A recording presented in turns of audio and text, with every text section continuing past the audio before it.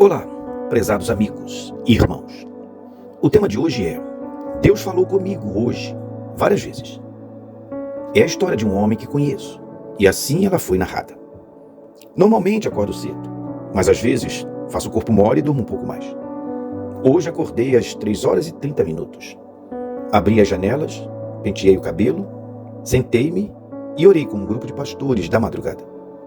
Deus falou comigo quando peguei o livro santo e abri-o em Provérbios para ler o capítulo do dia, referência ao dia do mês, nesse caso, 13 de maio, dia que se comemora a libertação dos escravos pela Lei Imperial número 3.553, mais conhecida como Lei Áurea. Também é dia da comemoração do nascimento do meu querido filho, Eduardo Boechat Gomes Fernandes. Logo no início, no verso 3 de Provérbios, Deus me falou o seguinte: o que controla a sua boca preserva a vida, mas quem fala demais traz sobre si a ruína. Avançando um pouco mais na leitura deste belo capítulo, Deus me falou sobre o preguiçoso, que deseja e não consegue nada. E falou no verso 6 sobre o homem correto em seu caminho, que é guardado pela justiça. Deus me falou nesse dia sobre as consequências desagradáveis dos infiéis, do zombador, do ímpio e de quem despreza a palavra de Deus.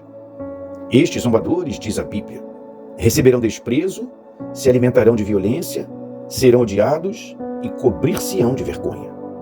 Deus falou-me ainda que as consequências do sábio, do diligente, do justo e do correto serão muito agradáveis. Estes justos preservarão suas vidas, comerão bem, serão satisfeitos, guardados pela justiça, serão honrados, comerão e ficarão satisfeitos. Deus ainda me falou algo que gostei muito, que o justo deixará herança para os seus netos. Espero ver isso cumprindo em minha vida. Pois tenho 8 netos lindos, 5 meninas e 3 meninos. Já chegando para o fim do capítulo 13, Deus me alertou que a falta de juízo faz o homem perder o fruto do seu trabalho. O tempo passou, mas o sol não havia nascido ainda, e eu fui dar uma olhada em 2 Reis, e Deus continuou falando comigo, dizendo que sua palavra sempre se cumprirá. Quando Jabes matou o rei Zacarias de Israel, estava matando a 4ª geração de Jeú, devido aos seus pecados, conforme previsto por Deus. Está escrito: esta foi a palavra do Senhor dita a Jeú: teus descendentes se assentarão sobre o trono de Israel até a 4ª geração. E assim aconteceu.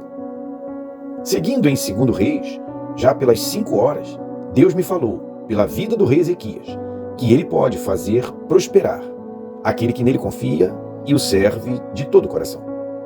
O texto diz que Ezequias confiou no Senhor, Deus de Israel, de modo que não houve ninguém semelhante a ele entre todos os reis de Judá, nem antes nem depois dele, porque se apegou ao Senhor, não se desviou de segui-lo e guardou os mandamentos que o Senhor havia ordenado a Moisés. Assim o Senhor estava com ele, prosperava em tudo que fazia. 2 Reis 18, 5-7.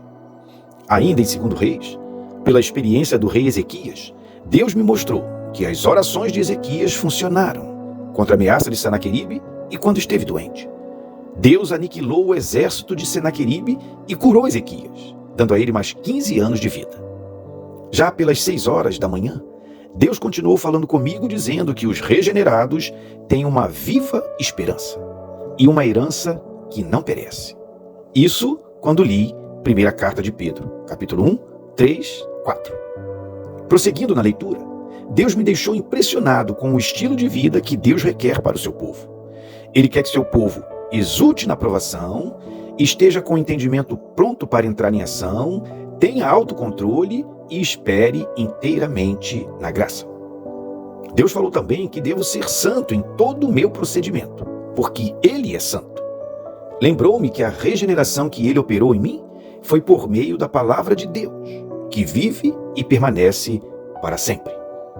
Deus me falou muitas outras coisas na carta de 1 Pedro, que posso resumir nisso: amai uns aos outros de todo o coração. 1 Pedro 1:22. Que bom que Deus fala conosco. Tudo isso foi hoje. E tenho certeza de que amanhã, quando abrirmos o livro santo, Deus continuará falando comigo e contigo.